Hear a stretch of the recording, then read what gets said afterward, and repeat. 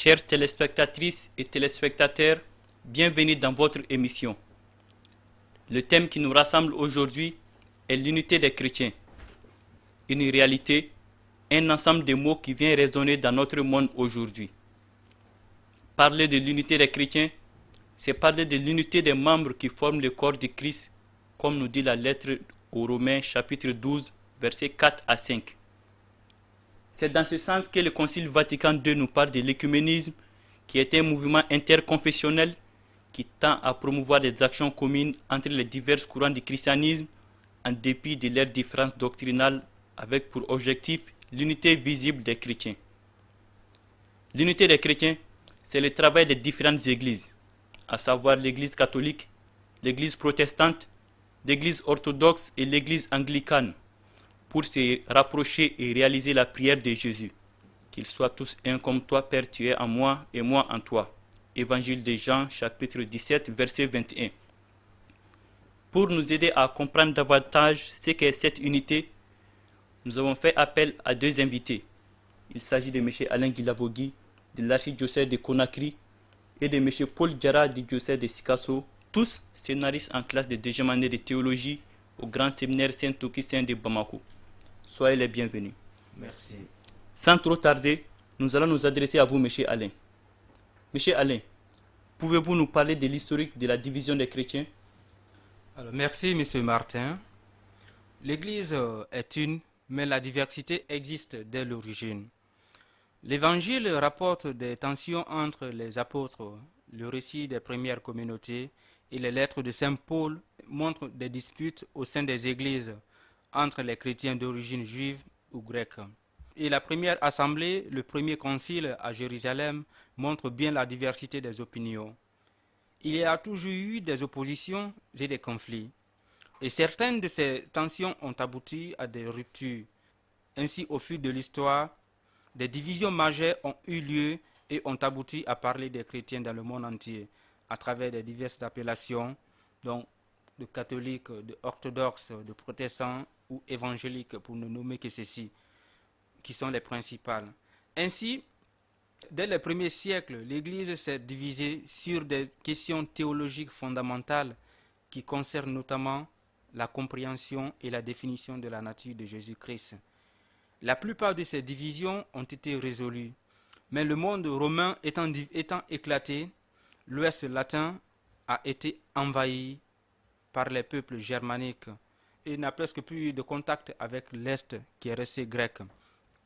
Ces destins séparés par la langue, la politique et l'histoire ont provoqué des incompréhensions et des ruptures dont les dates de 1054 et de 1204 sont symboliques puisque l'Église orthodoxe est née de ce schisme.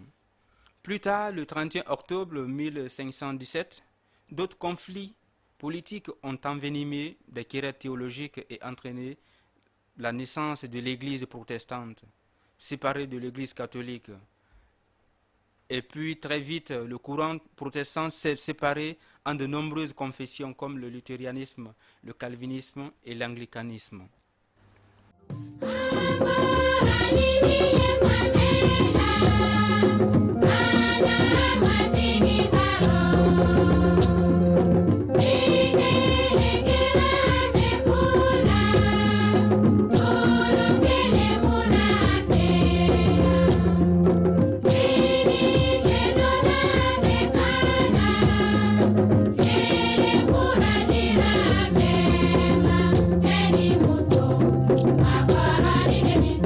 Ana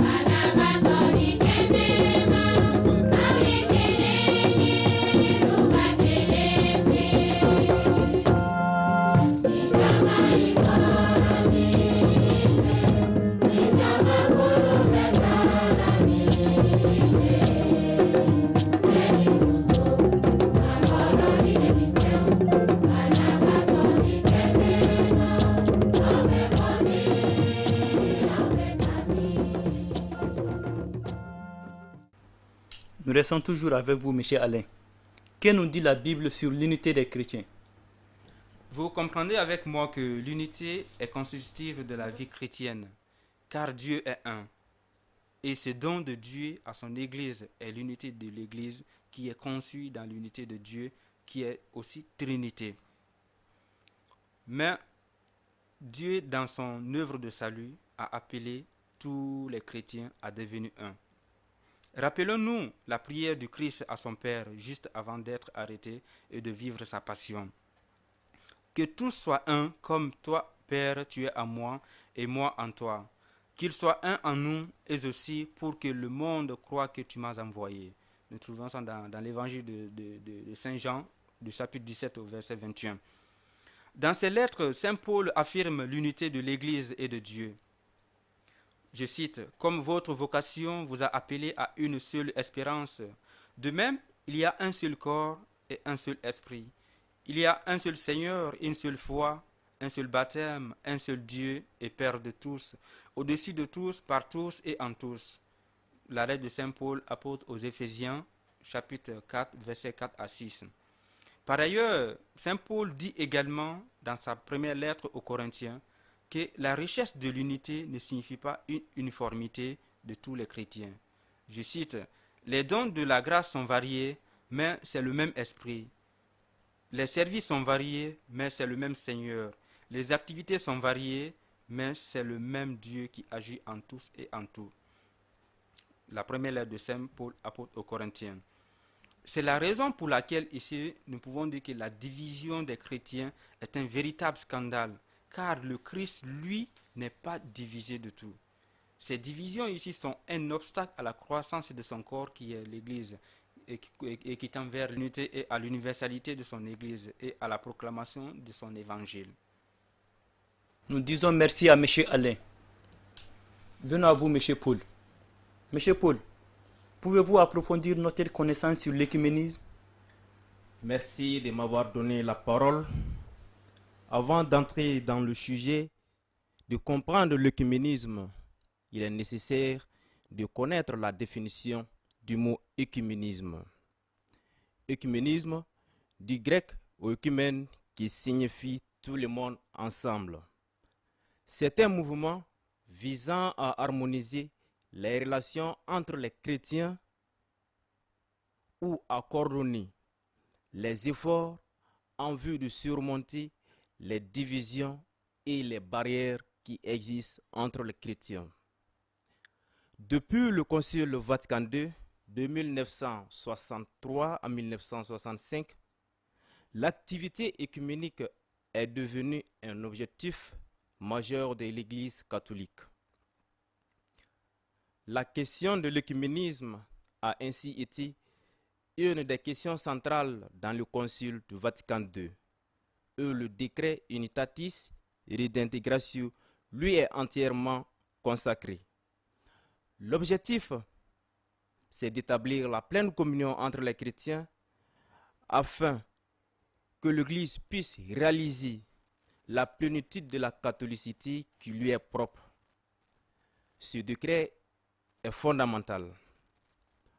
Nous remémorons d'abord que une seule et unique Église a été fondée par le Christ Seigneur et qu'elle repose sur le collège des 12 apôtres, dont les évêques sont les successeurs, par le choix particulier de Pierre pour la conduire. Le Concile ajoute que le désir de l'unité des chrétiens est voulu par Dieu lui-même. Comme mon frère vient de le citer, c'est la prière de Jésus qu'on a vue tout à l'heure. Que tout soit un, afin que le monde croie que tu m'as envoyé.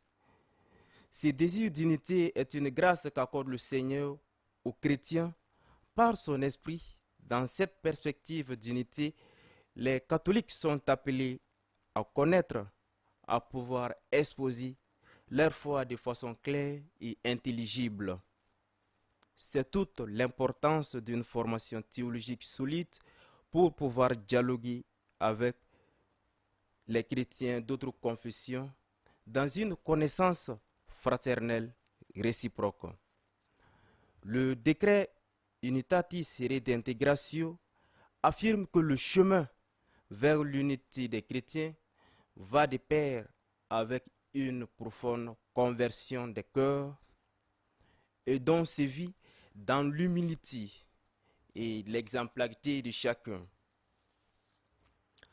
Dans son message traditionnel envoyé au pâturage orthodoxe de Constantinople, le jour de la Saint-André, en novembre 2022, le pape François a voulu souligner combien le plein rétablissement de la communion entre tous les croyants en Jésus-Christ est un engagement irrévocable pour chaque chrétien, car l'unité de tous n'est pas seulement la volonté de Dieu, mais une priorité urgente dans le monde d'aujourd'hui.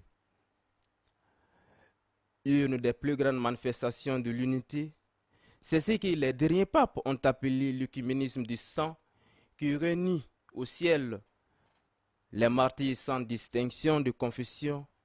Et puis, le pape François parlait aussi de l'œcuménisme de la charité, servant ensemble les pauvres comme les disciples. La prière commune apparaît comme un moyen efficace de demander la grâce de l'unité des chrétiens, une prière adaptée d'un texte de l'abbé Paul Coutirien, né en 1881, mort en 1953, véritable témoin et précurseur de l'œcuménisme. Rappelons-nous que l'unité des chrétiens n'a pas sa finalité en elle-même. Elle est fondée sur la promesse du Christ. Je cite, « Et moi, quand j'aurai été élevé de terre, j'attirerai à moi tous les hommes. » Fin de citation. Jean chapitre 12, verset 32. Plus nous nous rapprochons du Christ, plus nous pouvons dépasser nos divisions, nos barrières de haine qui existent entre nous et nous retrouver comme des frères en Jésus-Christ.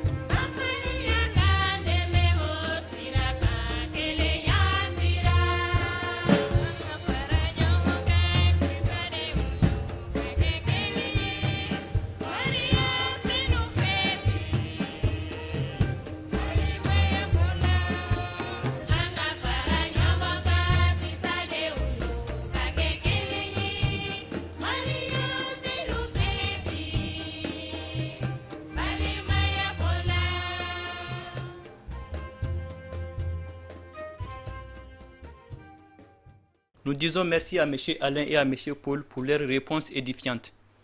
Ainsi prend fin l'émission d'aujourd'hui qui portait sur l'unité des chrétiens. Cette question de l'unité des chrétiens nous concerne tous.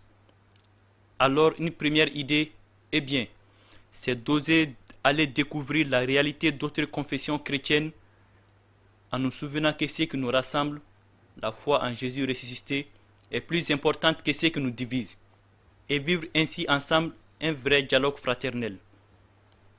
Une deuxième piste, c'est d'aller et retrouver d'autres frères chrétiens pour nous mettre ensemble au service des plus pauvres de Jésus qui souffrent et faire l'espérance d'un écuménisme de la charité en acte.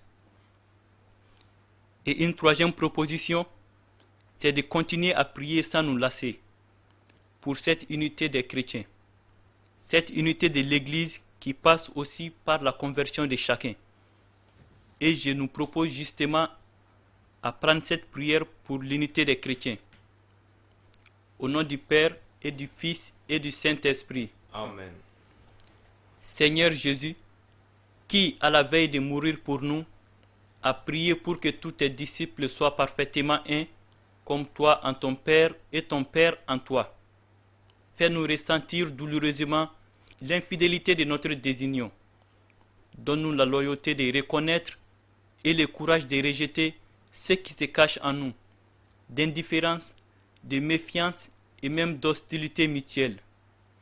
Accorde-nous de nous rencontrer tous en toi, afin que de nos âmes et de nos lèvres monte incessamment ta prière pour l'unité des chrétiens telle que tu la veux et par les moyens que tu veux. En toi qui es la charité parfaite, fais-nous trouver la voie qui conduit à l'unité dans l'obéissance à ton amour et à ta vérité. Amen. Au nom du Père et du Fils et du Saint-Esprit. Amen. Merci pour votre aimable attention. Que Dieu vous bénisse et bénisse le Mali. Prière pour la libération du Père Hayolor. Dieu notre Père, toi le miséricordieux, le Tout-Puissant en amour, toi qui es toujours attentif aux cris de ceux qui t'invoquent, nous nous tournons vers toi avec confiance. Nous te prions pour notre frère, le Père Hayo. Protège-le, fortifie-le dans la foi, l'espérance et la charité. Donne-lui de tenir bon dans sa nouvelle mission qu'il n'a pas choisie, dans l'espoir d'être prochainement libéré. Nous te prions pour ces ravisseurs. Touche leur cœur, qu'ils comprennent que tu nous appelles tous à vivre ensemble, dans l'amour et la fraternité. À ceux qui travaillent à sa libération, inspire des décisions justes qui permettent d'aboutir à une heureuse issue. Nous te prions pour tous les autres otages, que tous retrouvent leur liberté et regagnent leur famille au plus vite. Bénis l'Église famille du Mali, bénis le Mali. Notre-Dame d'Afrique, veille sur notre frère Hayo, veille sur le Mali. Amen.